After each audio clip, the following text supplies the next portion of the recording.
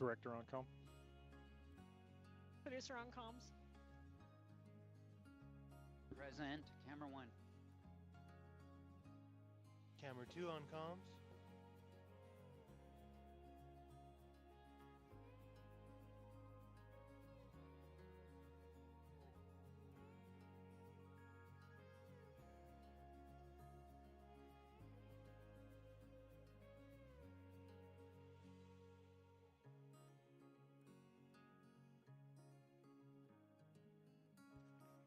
Whose vocal is that? Hi, Sarah. Thank you, Sarah. Thank you, Aaron.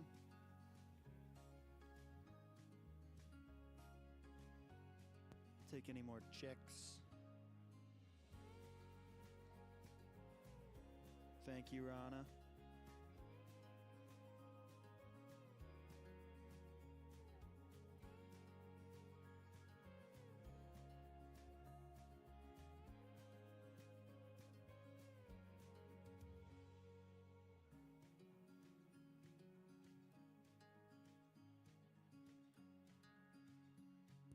Thank you, Mindy. Got your keys.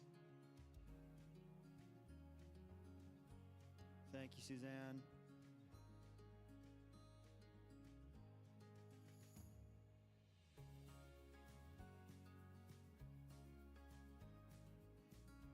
If I can get some guitars, some bass, some tracks, if someone can. Is Camera Mindy running 5 on tracks? comms. Yes. Thank you, Mindy. Perfect.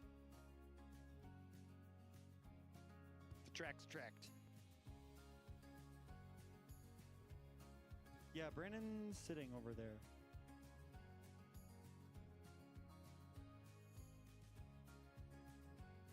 Waiting on Danielle. Wait. Yes. She's back there. Okay. Thank you. Thanks, Danielle. Bang, bang. That's some electric guitar 1 from Daniel. Thank you, Noah. It's some acoustic. Duke, how's it looking up there? I can get Oh, some, you're where's missing some Jordan? cameras. Oh, Couple hey, people I'll work got on camera stuff. 3. 7's There got he stuff. is. 6 I thought was bopping around. 5 just powered up. Thank you. Kevin just went to go do camera 3. This is camera 7. Sick. Thanks, Jordan.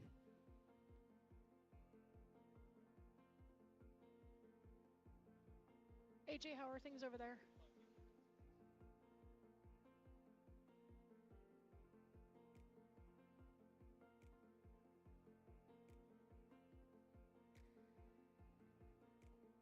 Check, Thanks, check. Brandon. If I could just get your guitar, then we're all checked.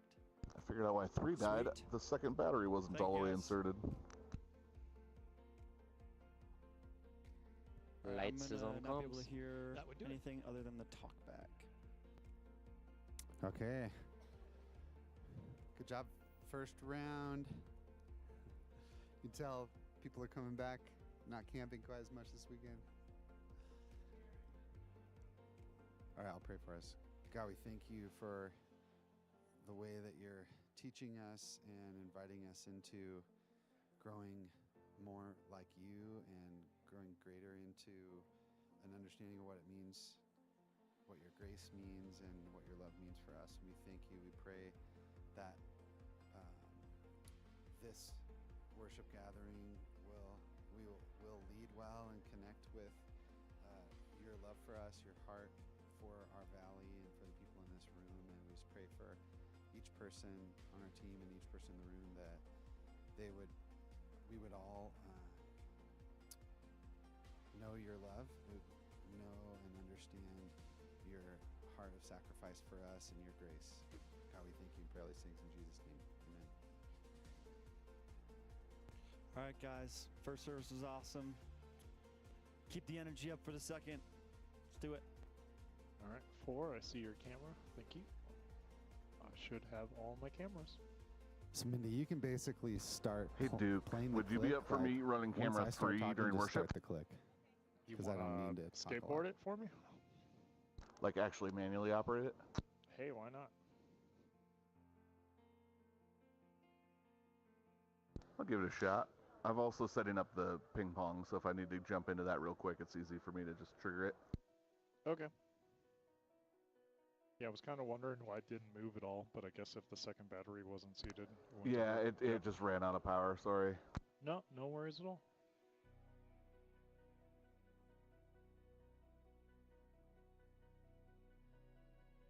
Kevin's officially the robot now. 1 minute till weekend update. Hey, check your batteries, guys. Sorry, I was meaning to say that. Did we put a new battery in Kevin? No. I was just thinking if he's going to run 3, I'm going to run him hard and make him tired. Service ends and Kevin's over there collapsed next to 3.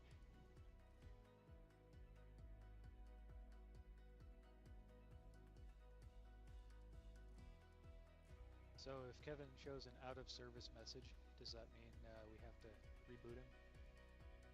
404 Kevin not found. Come on, it's more like Kevin.exe has stopped working.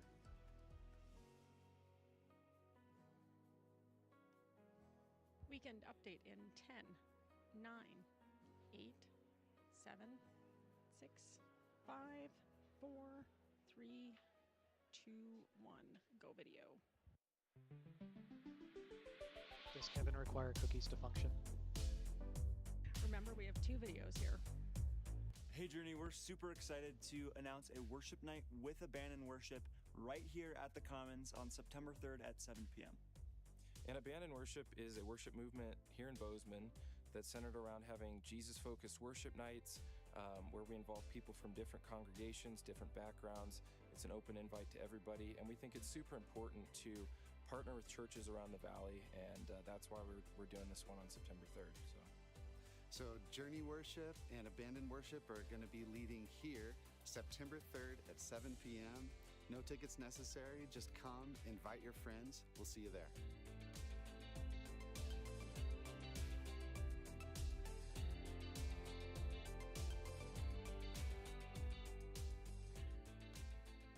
So as you've just heard, this building gets used for all kinds of awesome community events, both ministry events and outside community events that rent this space. And we have an event production it's on video coordinator and role running camera that's a 3? full-time role that serves all these amazing events. This position helps I am all kinds of omnipresent. events by providing audio, video, and lighting Copy pasta support is to real. make their event a success. So we're looking to fill this full-time role. If you or someone you know is interested, you Kevin don't has necessarily digitized have to himself. have production experience, as I can teach you everything you need to know. We're looking for someone who's detail-oriented, who The wants to What learn Runs about Journey knows production Kevin AI. and help serve our community Yeah, with Agentic using Kevin is production doing a good in job. this facility. So if you or someone you know is interested, make sure to check out the link for more details. Thanks, Journey.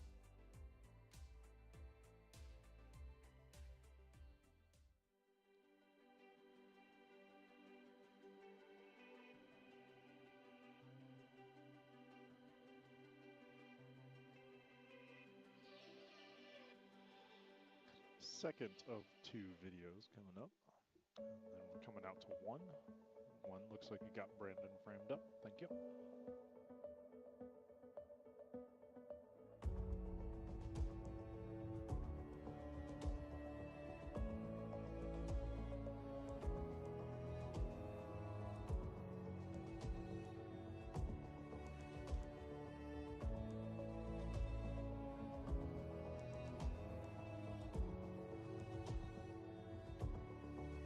We're going to go into Graves and Gardens, and Brandon's going to lead. Worship in 10, 9, 8, 7, 6, 5, 4, 3, 2, 1. Go worship. Good morning, Journey. Welcome. We're excited to have you with us. Let's stand together. Let's prepare our hearts. 1, 2, 3, We're gonna sing 4, out. Let's 5, worship. 6. Ready, 6. Take 6. Verse 1. I searched Ready, the 1, take 1. world, Ready, 4. Take 4. it couldn't fill me. Ready, 2. Take 2. And man's empty praise and Ready, treasures 7 on acoustic. Take 7. are never enough. Ready, 1. Verse take 1.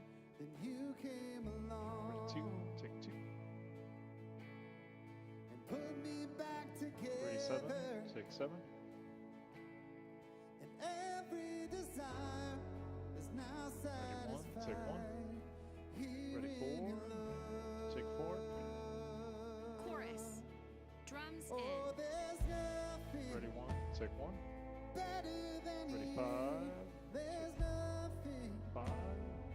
better than you. 4 on Brown Electric, take 4. Vamps. Ready 1, take 1. Alright, 3 on Team Move. Serrana coming up here soon. 3 are live. Verse 3. Nice setup. Ready 1, take 1. 3, keep going. Back to 3. Ready 2, take 2. Ready 7, take 7. Ready 6. Fingers, take 6. Verse 4. Ready 1, take 1. Ready 4, take 4. Ready 6 on keys, take 6. Ready 2, take 2. Thank you 6, you can find something else. Ready 5, take 5.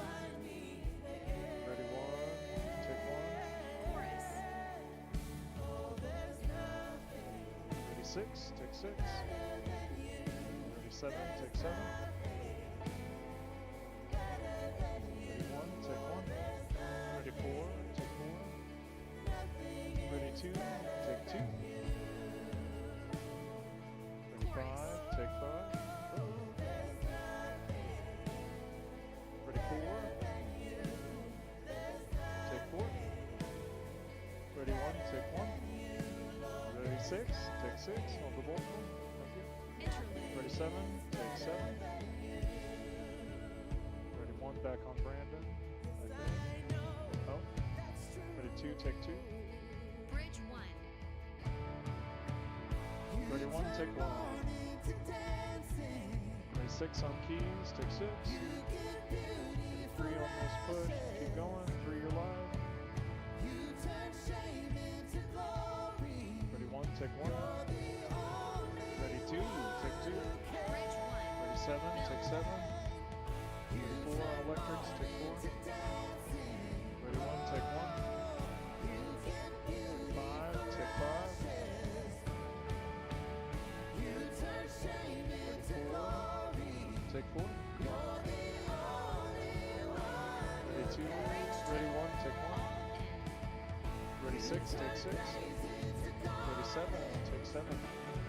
Ready 4 on electric, take 4. Ready 1, take 1. Ready 5, take 5. Ready 4, take 4. Ready 3, take 3. Chorus. Breakdown. Ready 1, take 1.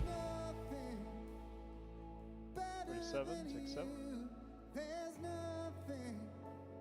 Ready 6 on keys, take 6. Drums Ready in. 4 on those fingers, take 4. Ready 1, take 1. Ready 5, take 5. Chorus. All in. Ready 4, take 4. Ready 3, take 3. Ready 1, take 1. Ready 7, take 7. Ready 6 on keys, take 6. Ready 4 on Brown Electric, take 4. Bridge 2. Ready 1, take 1. Ready 2, take 2. Ready 6, take 6. Ready 7, take 7. Ready 4, take 4. Ready 2, take 2. Ready 6, take 6. Ready 1, take 1. Ready 5 on the next fill, take 5. Ready 2, take 2. Keep zooming in, yep, slow push. Ready 7, take 7. Ready 1, take 1. Ready 4, take 4. Ready 1, take 1. Ready 2, take 2. Ready 6, on some keys, don't jump them off, take 6. Ready 7, take 7. up next. Oh, come to the altar. Brandon leads this 3, one. take 3. 1, 2, hold there, 2 your line. intro, 2, 3, 4, 5, 6. 7 on acoustic, take 7. Verse 1, 3, 31. 4, 5, 6. Take 1. Are you hurting, broken, thin? Ready, 6 on keys, take 6. Ready, 4, hold there, take 4. Ready, 7 on the next verse, or line, take 7. Ready, 1, take 1. Ready, 6, take 6. Vamp. Ready, 5 on some sticks. Chorus 2, 5 3, your 4, line. 5, 6. Ready, 1, take 1. Ready, 4, an electric dude, take 4. Ready, 7, take 7. Ready, 2, take 2. Ready, 6 on keys, 6 your line. Ready, 4, Instrumental take 3, 4, 4. 5, 6. Ready, 5, take 5. 6 on keys. Ready, 7, take Verse 7. 2, 3, Ready, 4, 4 on 5, electric, 6. take 4. Ready, 1 on verse, take 1. Ready, 3 on your nice little move, take 3.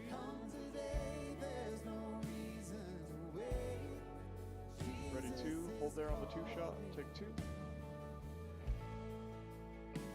Ready, 5, take 5. Ready, 7, take 7. Ready, 1, take 1. Chorus 2, 3, 4, 5, 6. Ready, 2, take 2. Ready, 4 on electric, take 4. Ready, 7, take 7. Ready, 3, take 3. Ready, 1, take 1. Ready, 6 on fingers, take 6. Ready, 7 on earth, yep, take 7. Ready, 4, take 4. Thank you, 7. Ready, 1, take 1. Ready, 6, take 6. Ready, 7 on acoustic, take 7. Ready, 4 on electrics, Instrumental 3, take 4, 4. 5, 6. Ready, 2, take 2. 3 is live. Ready, 5 on stick work, 5 you're live. Ready, Bridge 7 on 3, acoustic, 4, take 5, 7. 6. Ready, 4 on electric, 4 you're live. Ready, 1, take 1. Ready, 2, take 2. Ready, 4 on the double electric shot, take 4. Ready, 7, take 7.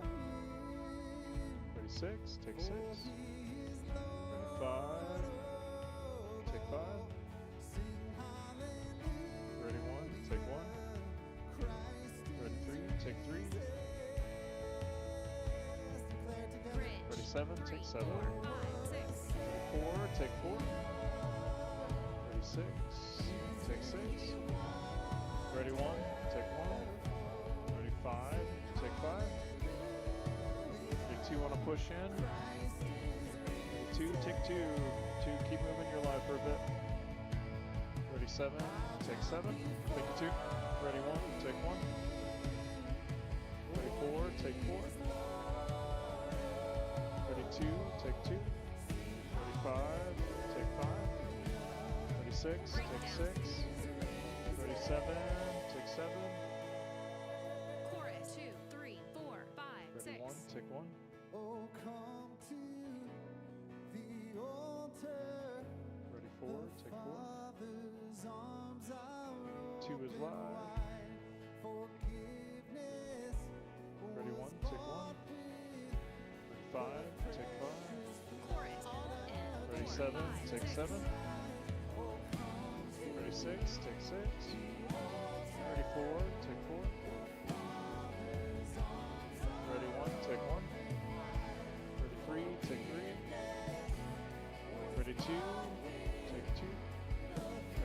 Ready, 4, take 4. Instrumental 3, 4, 5, 6. Ready, 7 on the ladies, take 7. Ready, Ready 6, take 6. Ready 2, take 2. Up next, we have Spontaneous. Brandon's gonna Ready lead. 5, take 5. Ready 4 on guitars, take 4. Ready 7, Ending. 3, take 7. 4, 5, 6.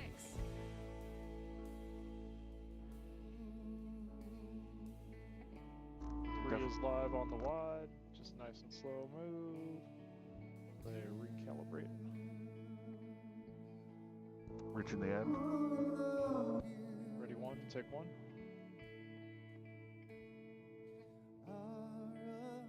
Jesus, I love you. We love you. Ready 6 on keys, take 6. Ready 4, take 4. Ready 7, take 7.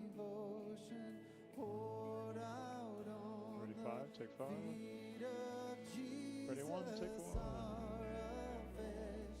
Ready 4 on electric, take 4. Ready 2, hold there, take 2. Ready 6, take 6. Ready 1, take 1. Ready 3, some silhouetting work, take 3. Ready 7, take 7. Ready 4, take 4. Ready 5, take 5. Ready 1, take 1. Ready 6, take 6. Ready 7 on acoustic, take 7. Ready 4, take 4. Ready 1, take 1. Ready 5, take 5. Ready 6, take 6. Ready 7 on that focus roll in. 7 you're live. Ready 1, take 1. Thank you, 7. Ready 2, take 2. Ready 5, take 5. Ready 4, take 4. Ready 1, take 1. Ready 2 on your slow push in, take 2.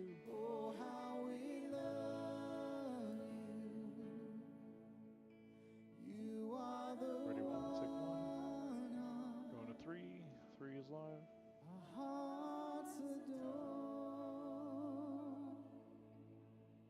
Going to 2. Take 2. 2. Frame it up a little closer for the 3 shot there you're going for. And then hold there for a bit. From foundation bridge. From foundation bridge. Ready 1, take 1. Coming to keys, ready 6, take 6. Ready 7, take 7. Ready 4, take 4. Ready 2, take 2. Ready 1, take 1. Ready 3, take 3. Ready 7, take 7. Ready 6, take 6. Ready 4 on electric, take 4. Ready 2, take 2. Ready 5, take 5. Ready 6, take 6. Ready 1, take 1. Ready 7, take 7. Ready 4, take 4. Ready 2, take 2. Ready 1, take 1. Ready 6, take 6. Ready 7, take 7. Ready 1, take 1. Ready 5, take 5. Ready 2, take 2. Ready 6 on keys, take 6.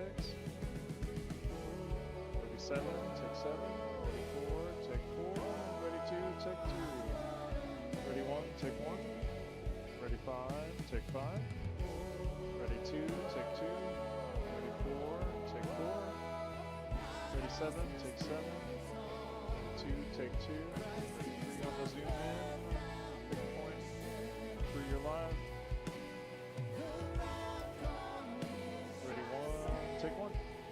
Ready 2, take 2. 5, take 5. Ready 7, take 7. 6 on keys, take 6. Ready 4 on electrics, take 4. Ready 2, take 2. Coming 5, take 5. Ready 1, take 1. Ready 7, take 7. Ready 2, take 2. Ready 4, take 4. Ready 5, take 5. Ready 1, take 1. 4, take 4.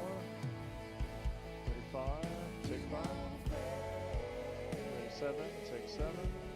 Ready 1, take 1. Ready 4, take 4. Ready 2, take 2. Ready 6, take 6. Ready 7, take 7.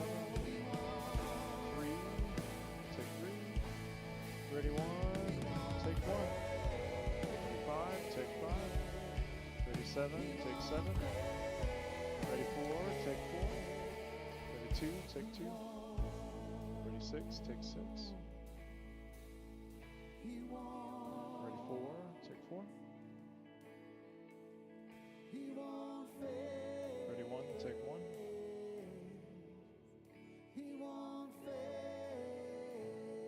Ready 7, take 7. 3, park it right there. Camera, get ready for host. Yeah, set it on ping pong. Okay, 3's live Go for a moment. coast. And 1. Well, good morning, One, Journey, you're live and on speaking. welcome. If you're here on site, go ahead and Thank have you, a 7. seat. And we're so glad you've joined us online as well. Stepping down.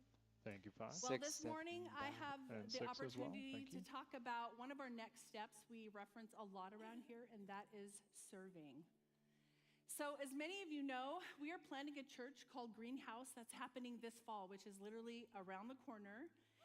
And there is a lot, yes, of excitement and anticipation in the air around this church plant. But what that means practically is we have a ton of amazing volunteers. They're going to go help launch Greenhouse Church. And so what that means for us is there are a lot of transitions and openings in space for those of you that are staying here to prayerfully consider saying yes to serving here at your church. And so I know it's easy as you look around a church Journey size and think, man, the staff and the volunteers are doing such a good job. Everything seems to be running so smoothly. I don't think they need me. And let me just tell you, that is not the case. There are lots of places and opportunities on every single one of our teams for you to serve. And not only is it filling a need, which it is, we really truly believe that when we serve, that we are growing spiritually and personally, and we're getting a chance to connect with others. Got a video coming up. And we get the experience of what it feels like and the joy that comes with serving. And so we want you guys to have that opportunity as well. And so I just want to take a minute to watch Callie's Sometimes the video weird on her lizard brain why of my she AV serves. mind says, hey, remind people something. Go video. No, I'm glad you do. Hi, my name is Callie, and I serve on She the unmuted her parking mic team as you at said Journey that, Jake. Church. I With the started exact same attending timing. Journey about a year ago, and I started serving on the I don't know, team a lifetime of events in has only taught me December, I one believe, thing. of this I last need to year. go to the bathroom. And honestly, 15 I minutes just before I started do serving because there was a need. Someone had gotten up on a Sunday and said these were some of the teams that they needed help in, and parking was on that list.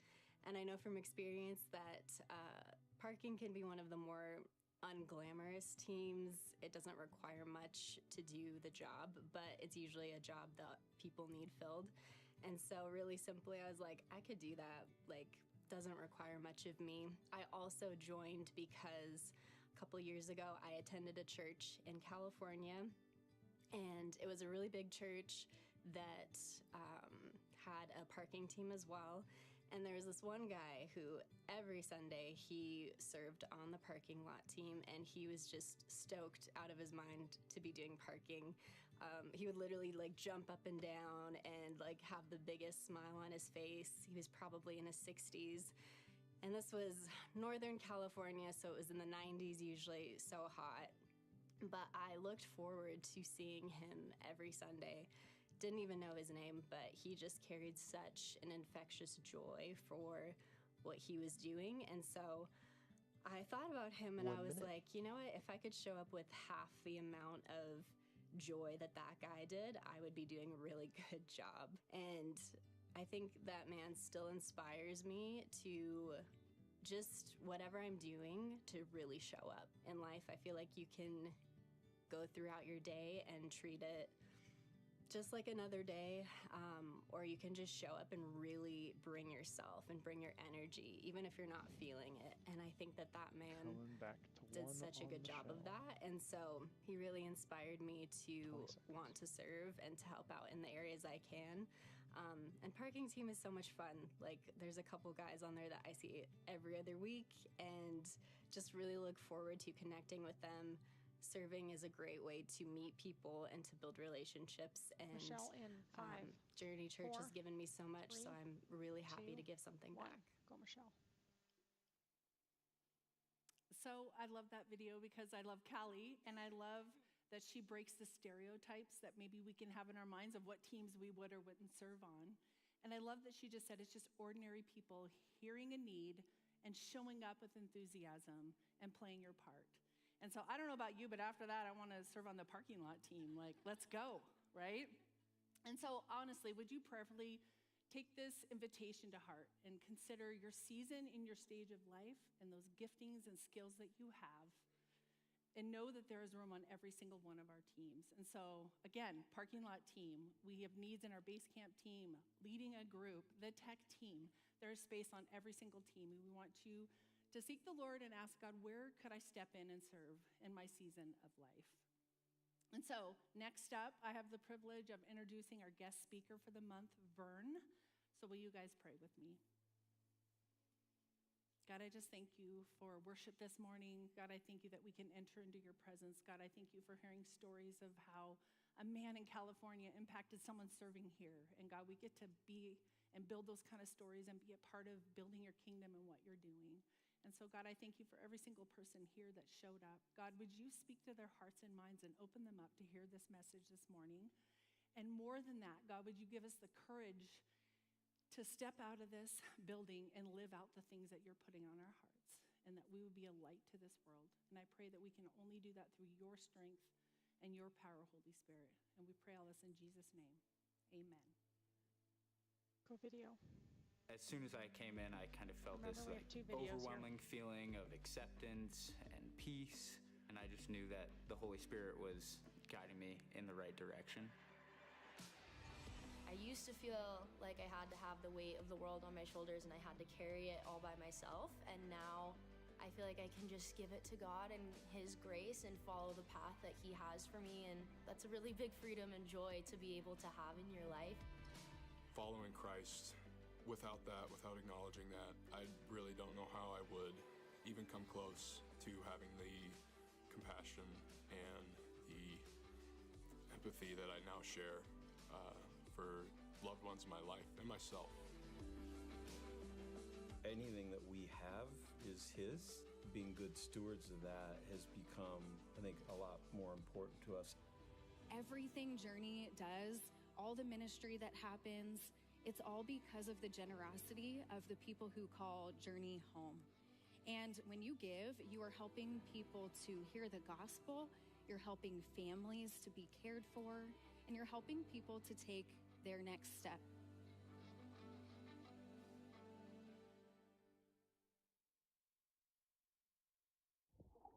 Second video.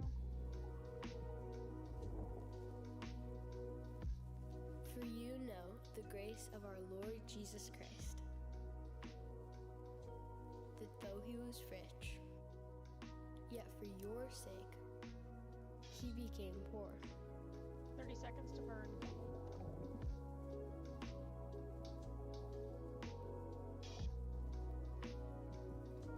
One, So it looks that like you got him framed up really good. Through His on the poverty video.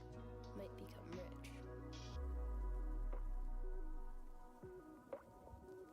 Burn in 10, 9, 8, 7, 6, 5, 4, 3, 2, 1. Go, Vern. Well, hi, Journey Church. One, you're live. The proper response is, hi, Vern. Hi, Vern. Hi, Journey Church. All right, 4. Thank We're you. going to go Nice up to a be with little you. bit. Going to be with you Tilt for up. 4 weeks in a series called Undeserved more. Grace. I love the title. because There you grace is sometimes And then pan to always your beyond left. reason. Just move it to the But we're going to left, try to reason our way through it and learn there some you go. things through 2 Corinthians That should be great. 8 and You can 9. lock that one down. So today we're going to be in 9 verses in chapter 8. So if you got a Bible with you, 2 Corinthians chapter 8. A few weeks ago, I played golf in the Montana State Seniors Golf Tournament because I am one. And, you get to the golf course and you warm up before the tee time, before you go to your carts and get out there. And so there's golf balls on the driving range, and you just go out there and start beating on them, to warm up. Alright, And, 1 and 2, I'm going to go usually you're off calm, between follow the each bouncing set pastor. or pile of golf Try not balls, to fall right? asleep. Keep them framed up. But there's more guys let 'em juke you. going to play in this than there are spaces between the golf balls. And so if there's not a space for you, you just go down on the ends, but you need golf balls. So you go to that pile, grab some, and go over to where you're at and hit them. And so I was doing that, and I needed a few more. So I went down into where all the golf balls are piled, and I was reaching down, picking up some, and the guy that was hitting right next to him says, "You're going to need to leave those there." So I go, "What?" He goes, "Don't touch those." So I looked up at him, and he's one of those guys that smiles when he talks. So at first I thought he was joking. So I was like, "Really?" He goes, "Yeah, no, don't take those." And so I said, "Oh, a grumpy man." and he goes, "No." And so I said, "Oh, so selfish man." And then I said, "Who taught you that?"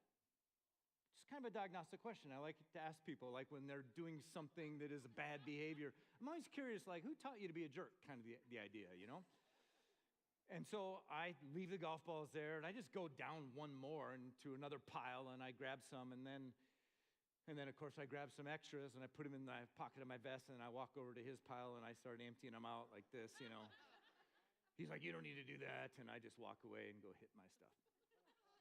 Well, then it's time to go to your carts to get out onto the course, and yeah, he's going to be one of my playing partners that day. So I was like, "No way, Lord, really? Okay." And interestingly, we never spoke of it. But I think the reason we never spoke of it is because, well, I think maybe he just didn't recognize me, that I was that guy. Because, I'm an under-the-radar guy. There's lots of 60-year-old guys with mullets walking around. He didn't know which one I was. The other reason is probably because he's an old guy, and he forgot that happened like 3 minutes ago. Now, I made a couple of errors. First mistake was that I made an assumption, and my assumption was that he thought the way I thought, is that we're all in this together. There's not enough spaces. None of us paid for these golf balls. They're part of the entry fee. And so I just thought he would know, like, we share. But that was a bad assumption. The second mistake I made was just not being gracious to him. Not being gracious to a smile while talking selfish guy. I could have said, "Sorry," and just moved on to the next pile. But one of my weaknesses is I'm a teacher, and so I'm always trying to make a point. And so I just didn't have the self-control. Wouldn't it be nice to live in a world where people are so grateful and gracious and generous that you just get used to that? Wouldn't you like to be the recipient of grace and graciousness and generosity? Even better, wouldn't you like to be so gracious and generous and kind and patient that it just defies reason? It seems unreasonable and even irresponsible. I think that when things are unreasonable and irresponsible, that's where the most fun is. But we should do more things like Jesus did that don't make sense. And we should do more things like the Macedonians did that are just unreasonable. The big idea today, the sort of summary of this passage that we're in, is God's unreasonable grace under unreasonable circumstances inspires unreasonable generosity. The word unreasonable means not guided by good sense. And when people use the word unreasonable, it's almost always as a pejorative, as a negative. But in God's economy, it's not. It's a positive thing. So let's start with God's unreasonable economics. So the Christians in Jerusalem So new Christians, because everybody is new, and they were suffering. So there was poverty, but there was also persecution. And so the Apostle Paul is raising money to send back to these Christians that are suffering in Jerusalem. And he's writing to Christians in Corinth, and he's going to mention Christians in Macedonia. So, verse 1. And now, brothers and sisters, we want you to know about the grace that God has given the Macedonian churches. So when he says brothers and sisters, what he's doing is talking to fellow Christians, and they are at a church in the city of Corinth. So a word on Corinth. Corinth was a sexy city in the Roman Empire. It was bustling and high energy and entrepreneurial and modern. It was rebuilt by Julius Caesar about 100 years before Paul went through there and planted a church there. It was a boom town, which made it a commercial hub. It was very strategic because it was positioned between two harbors. So there's merchants and sailors and craftsmen and travelers and shop owners and brothels. It's materialistic, self-promoting, competitive, upwardly mobile, and the cool people live there. So it was New York City or Bozeman. Now, Corinth was also famous for its skyline. There was the Temple of Apollo, Temple of Octavia, Temple of Aphrodite, along with roads and columns and statues and altars and shrines and sports arenas and corporate towers and theaters and entertainment venues, and all of it was built with stone, but also adorned with gold and silver. So economically, the people at the church in Corinth had money, and they were very familiar with wealth. All right, back to verse 1. And now, brothers and sisters, the Christians in Corinth, we want you to know about the grace that God has given the Macedonian churches. Grace. Grace is a running theme through these two chapters that we're going to look at over these 4 weeks together. Now, if you are new to church, if you're unfamiliar with Christianity, you may have picked up on, or you need to know, that the word grace is a foundational and even sacred word for Christians. It's very important to us. So in English, we use grace to say, talk about a gymnast. She has grace. Or a ballet dancer. The ballet dancer is graceful. Or Taco, as he scores a touchdown in a national championship game. That was a graceful catch. Speaking of grace, the Grizz have been very gracious to the Cats in recent years. In the Bible, in the original language, which is Greek, for the New Testament, the Greek word is charis. It's actually charis, but with a at the beginning, but we're just going to use the English kind of translation of it, charis. So charis, so all language evolves, right? There's a development of words. And so charis, before the Bible, was used to talk about anything attractive or beautiful or joyful or delightful or charming. It described a baby, the beauty of a woman, anything elegant. Then it became a verb, and so it started to become an action. And so that's why Hippocrates talked about the graceful gesture of a healthcare worker toward a patient. That's how Hippocrates used the word. Plato, he said grace was love that commands action, but it's free. You didn't deserve it, you didn't earn it, it's just given. In classical Greek, it was knowledge, kindness expressed in generosity. So you see, now we're kind of getting to the basic understanding of grace in the Bible. So grace is the benefit of a gift, but you didn't deserve it. So in other words, grace is not a paycheck because you earned that. Grace is not when someone says good job to you when you did do a good job. Grace is not a good grade when you earned it. Grace is always undeserved.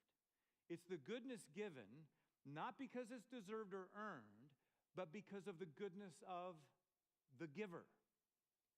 So, the unreasonable generosity and kindness of God's love to us, who don't deserve it, expressed in the gift of God's Son who suffered and died for our own sinfulness.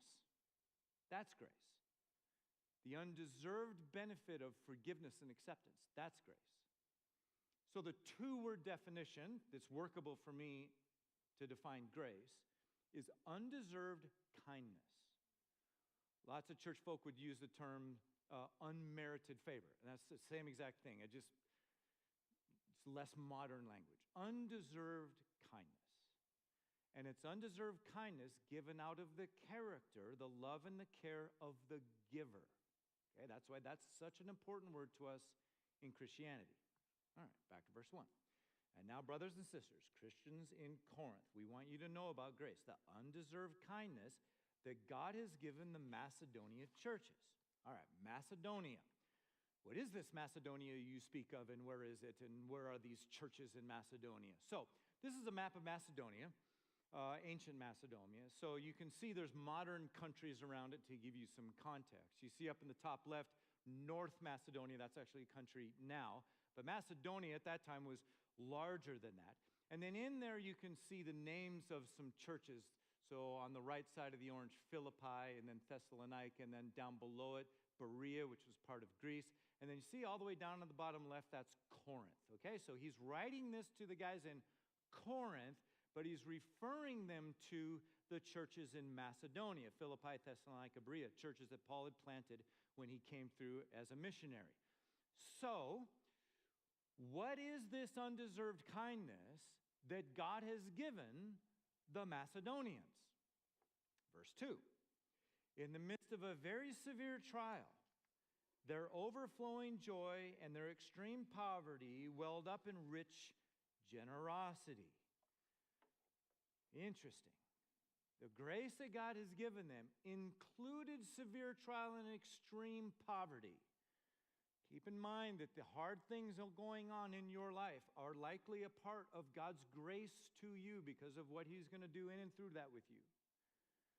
Severe trial and extreme poverty works its way into God's economy. Philippi, Thessalonica, and Berea were once the center of Alexander the Great's world empire. Alexander the Great was Macedonia. That's where he was from. But world powers don't last. Livy, not done, but the famous historian around the time of Jesus wrote, the Romans had lacerated Macedonia. It's a good word, lacerated. It's a ragged cut. Word can also mean to tear or rip apart or mutilate. They'd lacerated Macedonia. And what Livy's doing is referring to the systematic dismantling of Macedonia's power and wealth. The Romans gutted Macedonia. So here's what happened. Rome rolled into Macedonia 200 years before Jesus and so-called liberated the Greek cities, which means Macedonia lost its territories, its tax revenue, its strategic cities, and its political influence. So imagine the United States gets attacked, and we lose every state but two, Montana and Wyoming. And why do those two stand? Guns, of course. I mean, a lot of guns. Okay, but when that happens, the economy would collapse overnight. That's what happened. Then Rome empowered the smaller states around Macedonia and sort of isolated Macedonia. So Livy compared Macedonia to a wounded lion that is surrounded by smaller animals that are now bold enough to attack that lion, Macedonia. And so in 168 BC, Alexander the Great's former kingdom was defeated and essentially destroyed by Rome. So Rome ended the Macedonian monarchy, they carved it up, confiscated the wealth, and crippled the economy. Lacerated it, carved it up. And each state, by Roman law, was now forbidden to intermarry with the other states. You could not own land across the border. You couldn't conduct business. You couldn't even work together. Can't marry a girl from North Dakota. Can't buy a farm in North Dakota. Can't do business in North Dakota. Can't compete in travel ball in North Dakota. Can't pheasant hunt in North Dakota. And the region never recovered. So when Paul was visiting Macedonia, it had gone from the world's greatest empire under Alexander the Great to a pathetically poor Roman province. The Christians that were there were even worse off. You saw the terminology, severe trial and extreme poverty. So they were heavily taxed in a depressed economy. but they were also persecuted. Not their fault. Jesus saved them. They're Jesus followers, and they got persecuted for it. So they lost employment, lost social standing, lost friends, lost lives. Lacerated. But, you saw it in the verse, joy. What? In the midst of it, there was joy, which means an enduring happiness. It's happiness regardless of your circumstances. How'd they have that? Well, they had that because the Macedonian churches followed Jesus. That means they received forgiveness and hope and purpose and ultimate triumph when they believed that Jesus died for them over there in Jerusalem and that he rose again over there in Jerusalem. And so they surrendered their lives to him and received Jesus' gift of contentment, solidarity, future hope, and yes, joy. And so here's the equation from verse 2. It's kind of surprising.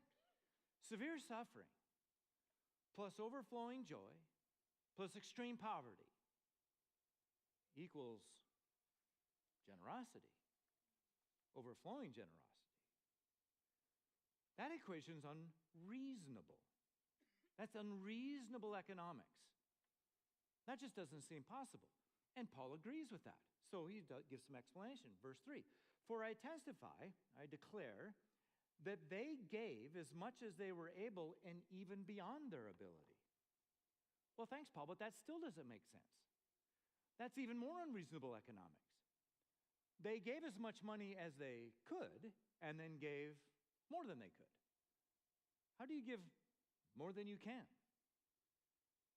They gave what they could afford and then more. How do you give more than you can afford?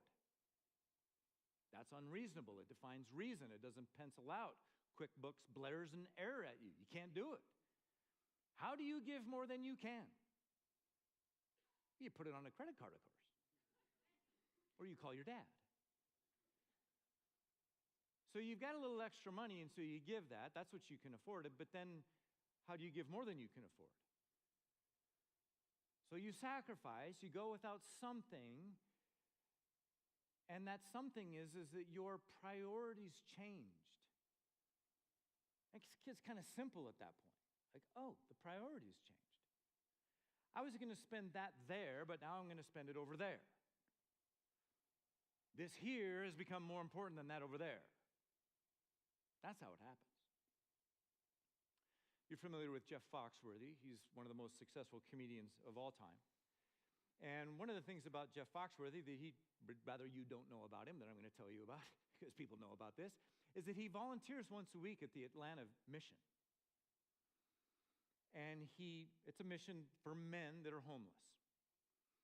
And when he just started by leading a small group. It's kind of like a small group that you might be a part of.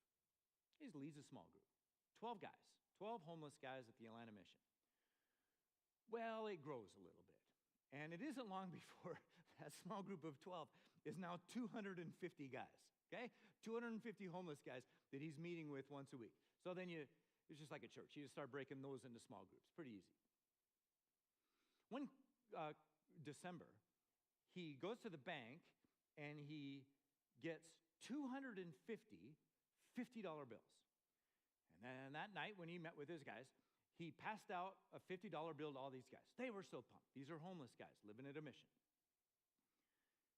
And so he passes out these $50 bills. And then he goes, okay, guys, now, a couple of things. He says 2 blocks away, as you know, there was a fire in that elementary school, and they lost all kinds of supplies. And so what we're going to do is we're going to buy some supplies for them and sort of restock that school. And then 2 blocks the other way, as you know, is a children's hospital.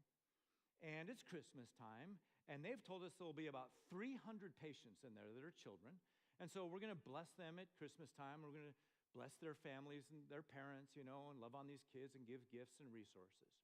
So if you'd like to contribute to that, you can. And anything that you give, he said, I and a couple of my friends, we're going to match it. So whatever you give, we're going to match it, and then we're going to bless these places. And there was a 5-gallon bucket in the middle of the room. So he just invited guys like, if you want to contribute, you can. And all 250 guys came over to that bucket and dropped their $50 bill in it. And then they reached into their pockets, a little bit of spare change. Some of the guys went back to their room at the mission, found a little bit of money, brought it back. You get it? That's giving as much as you're able, and even beyond what you're able. And it's a question of priorities. You know what that $50 meant to each one of those guys? Priorities changed. The Macedonians had some serious priorities. Look at verse 3 now.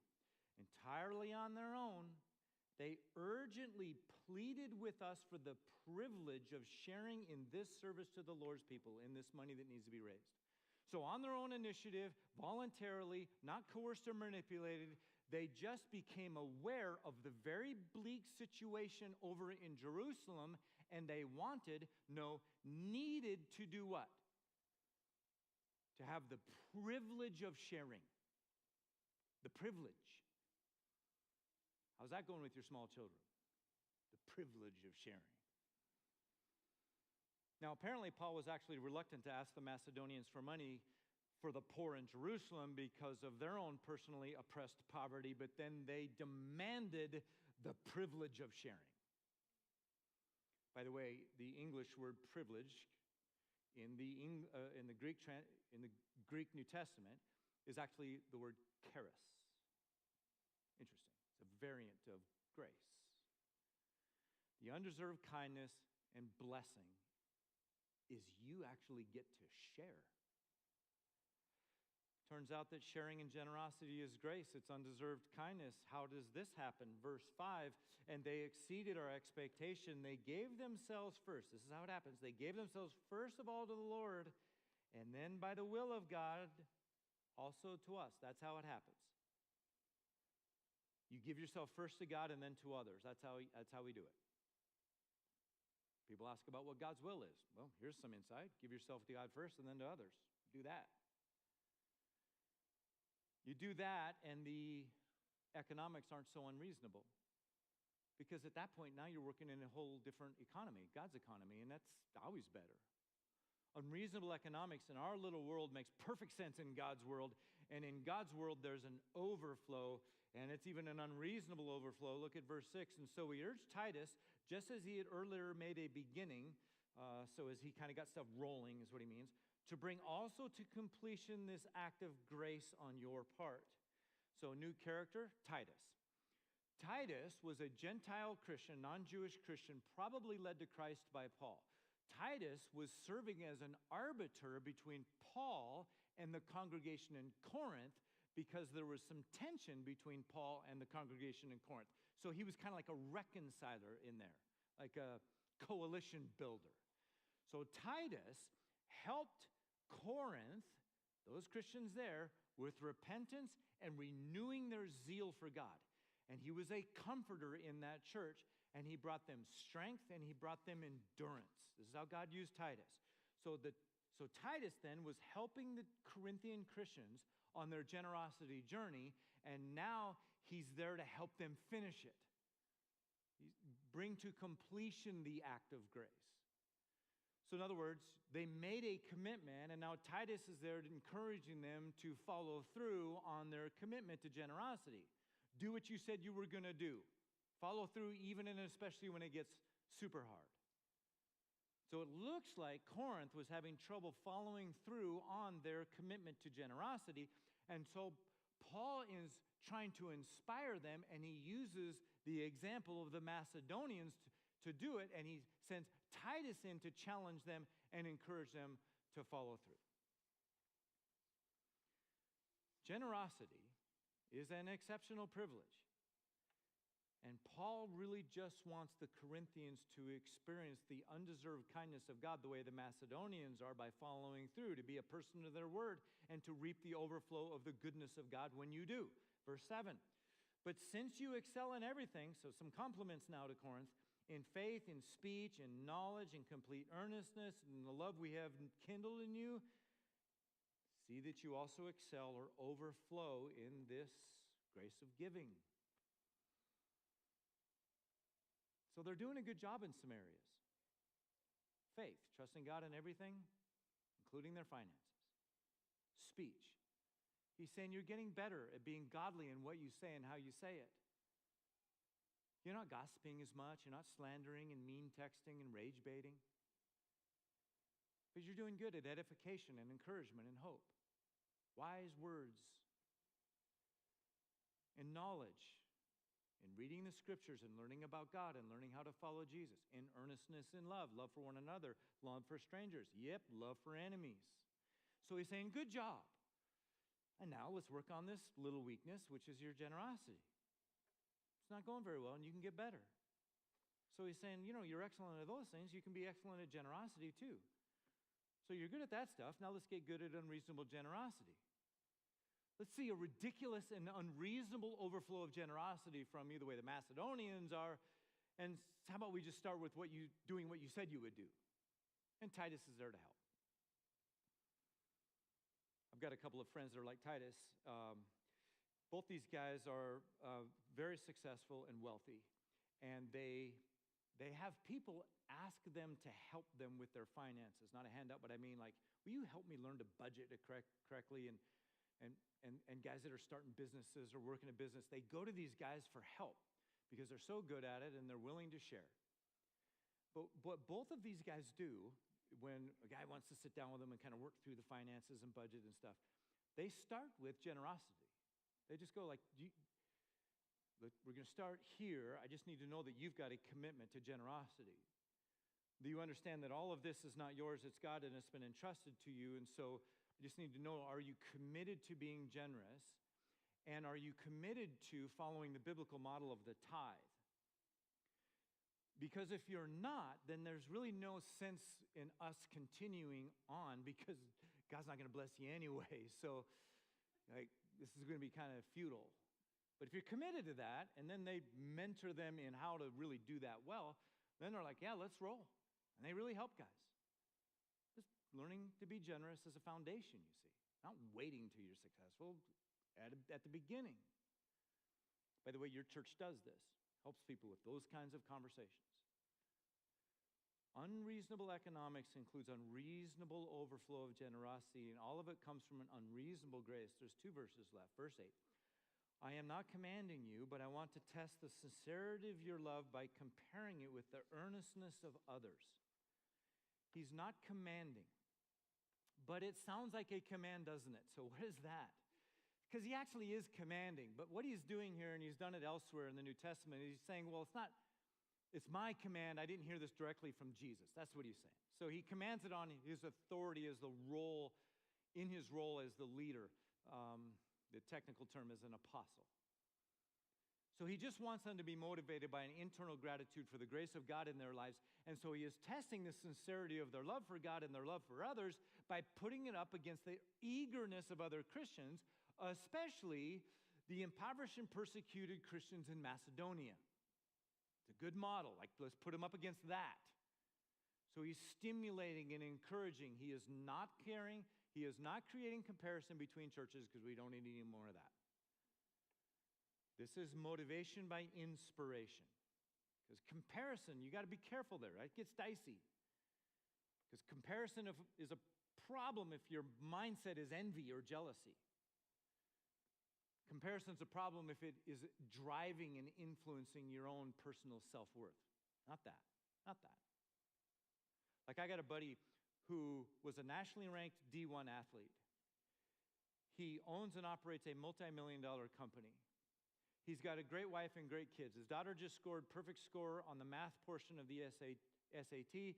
She's an elite track athlete. She's been recruited by distinguished universities all across the country.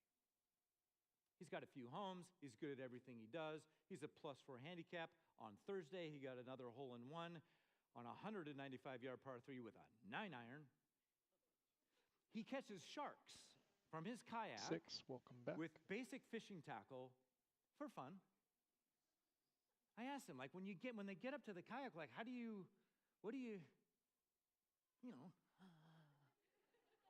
just get in there and get the tackle out of his mouth. Really? He's a volunteer high school tennis coach. This spring, he was playing a match against the number one high school boys player in the state. He hits a drop shot. The kid can't get to it. He's frustrated and angry. He throws his racket on the court. And my buddy goes, nope. And he won the next 18 points, just buried this kid. And he sits down with him afterwards, and this kid is really emotional. And he starts to cry. And he's like, I can't even beat an old guy. And my buddy says to him, you think I'm a normal old guy? Is that what you think? You just think I'm a normal old guy, underestimating your opponent. He's not a normal old guy. He rides around on a one-wheel. So for my mother, a one-wheel is like a skateboard, but a wheel in the middle of it. Okay, and it's battery operated, and it's fast. His goes 30 miles an hour. He rides around town on his one wheel. He goes to work on a one wheel, runs errands with his one wheel, goes to the golf course on his one wheel. He plays 18 holes of golf in an hour and 15 minutes on his one wheel. In part because he hits it way less than the rest of us. So this spring he was riding through the high school parking lot on his one wheel, going to tennis practice. And he gets hit by a car. This kid comes around and hits him as he's going, just T-bones him. And it knocks him up onto the hood, up into the air. So he's in the air and he's on his way down, and he sees his one wheel going along, and the momentum of the hit carries him, and he lands right down on his one wheel and just keeps going. Kid's horrified. He's like, it's okay, it was my fault. Okay, he's that guy. You know what my question is for him? What are you not good at? What, are you not good at opera? What, you've never been to the moon? You loser.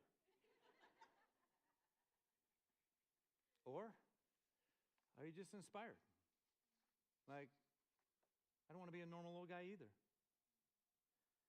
You can compare and go dark, or you can compare and be inspired.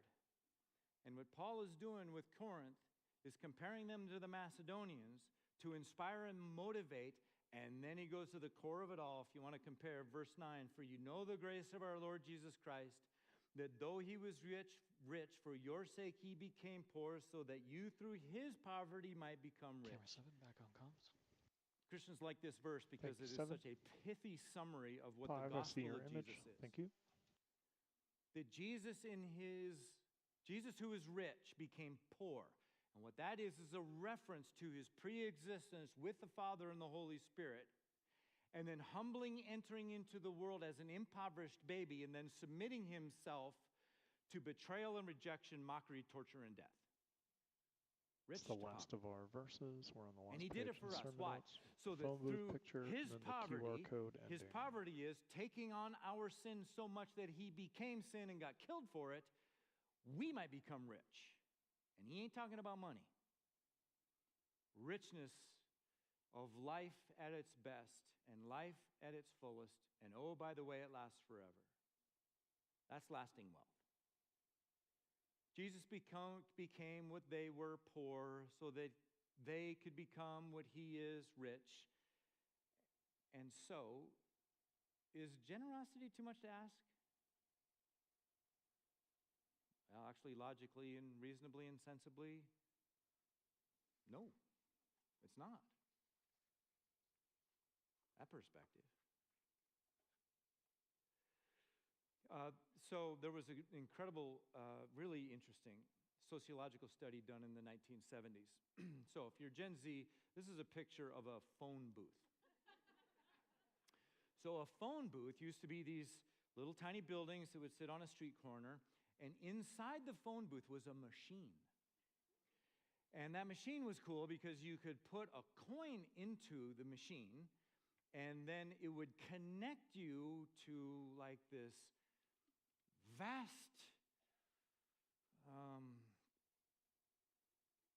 technological marvel, which was a phone call. And you could then take that little handle that's got a inconvenient cord, and you could type in some numbers and make a phone call. And if you gave too much money, then there would be change that would come out at the bottom of this thing. And it was very normal for people to walk by and put their finger in there to see if there was any change in the bottom of the thing.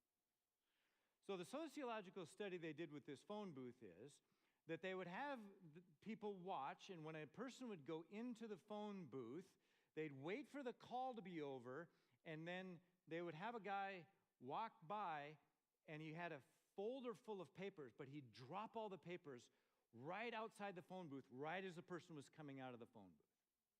They tracked it.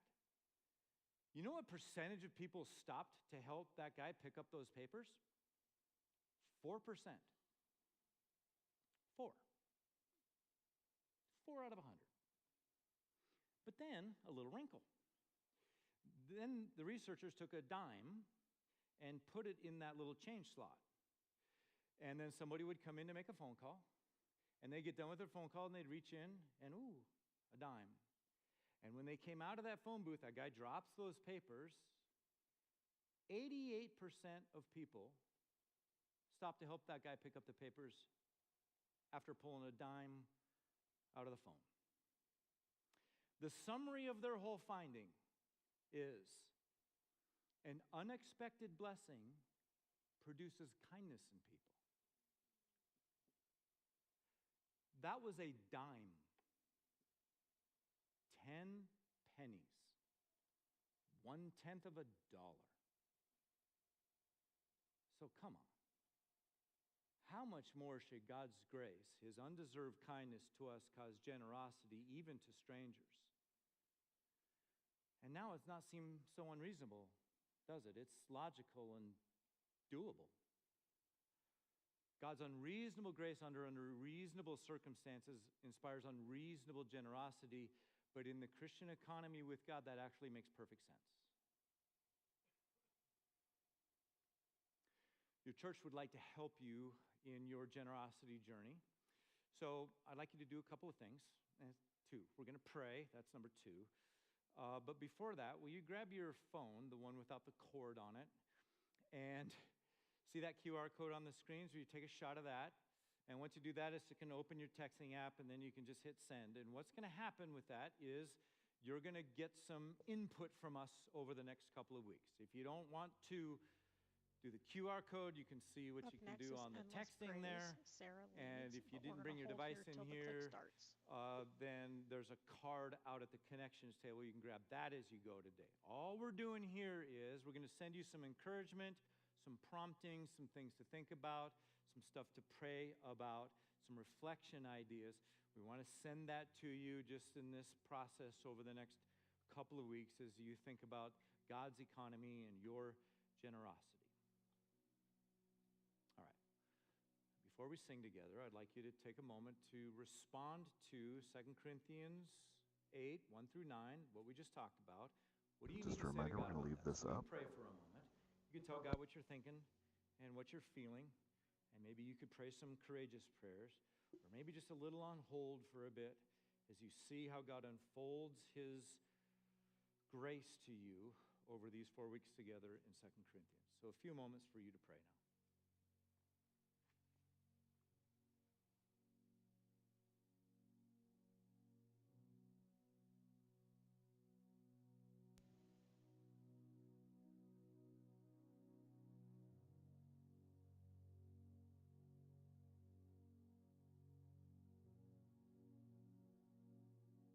Go into camera 3 once I hear the click track start up.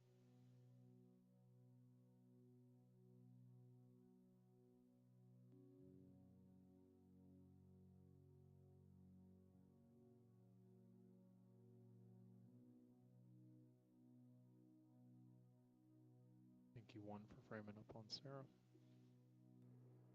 Okay, go ahead. 1, 2, 3 is 1, live. 2, 3, 4, 5, 6. Ready, 6 on keys. Take 6. Intro.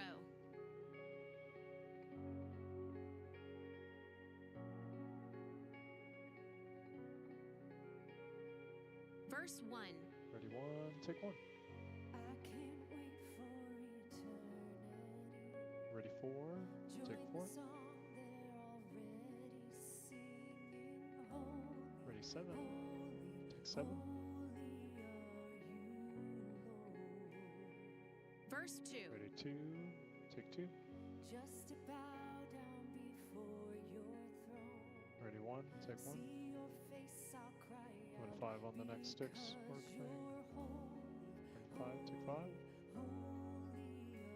And back to 1. Chorus 1. Back to 5. Ready 7. Take 7. Ready 4. Take 4 on electric dudes. Ready 1. Take 1. Ready 2. You can hold there 2. Take 2. Verse 1. Ready 4. Take 4. Ready 6. Take 6. Ready 7. Take 7. Ready 2. Take 2. Ready 5. Take 5. Verse 2. Ready 1. Take 1. Ready 4. Take 4. Ready 2. Take 2. Ready 6. Take 6. Ready 7. Take 7. Chorus 1. 2. 2 is live. Ready 3. Take 3. Ready 1. Take 1. Ready 4 on Brendan and her. Take 4. Just hold there for her. Just let her dance out of frame. Ready 2. Take 2. Chorus 1. Ready 5. Take 5. Ready 7. Take 7. Ready 6. Take 6. Ready 1. Take 1. Ready 4. Take 4. Verse 3. Drums Ready in. 2. Take 2. Ready 1. Take 1. Ready 5. Take 5. Ready 7. Take 7. Ready 4. Take 4. Build. Verse 4. Ready 2. Take 2. Ready 1. Take 1. Ready 6. Take 6. Ready 7. Take 7. Ready 2. Take 2. Ready 1. Take 1. Ready 5. Take 5. Ready 1. Take 1. Ready 6. Take 6. Ready 7. Take 7. Ready 4 on electric. Take 4. Ready 2. Take 2. Chorus 1. Ready 3 on a zoom in. Take 3. Ready 7. Take 7. Ready 5. Take 5. Ready 1. Take 1. Ready 6. Take 6. Ready 2. Can you frame up Sarah and Ron? To the right. Other 2 ladies. There you go. Ready 1. Take 1. Ready 2. You can do a slow push in. Keep both in frame 2. 2, you're live.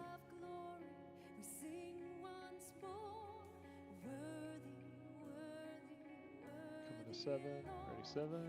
Take 7. Thank you 2. Bridge. Ready 1. Take 1. Ready 4. Take 4. Ready 6. Take 6. Ready 5. Take 5. 7. Take 7. Ready 1. Take 1. Ready 2. Take 2. Drums in. Ready 3. Take 3. Ready 6. Take 6. Ready 4 on guitars. Hold there. Take 4. Ready 2. Take 2. Ready 7.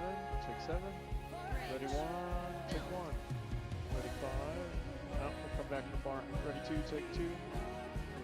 Ready 4. Take 4. Ready 5. Take 5. Ready 6. Take 6. Ready 7. Take 7. Ready 1. Take 1. Ready 4. Take 4. Ready 1. Take 1. Ready 5. Take 5. Ready 6. Take 6. Ready 2. Take 2. Ready 7. Take 7. Ready 4. Take 4. Chorus 1. Back to 7, 7 you're live. Ready 1, take 1. Ready 5, take 5. Ready 4 on the him and her, take 4. Ready 6, take 6. Ready 7, take 7. Ready 2, take 2. 3 is live. Ready 6 on some keys. Bridge 3. Coming to 1. Softly. Ready 1, take 1. Ready 7, take 7. Coming to 6 again.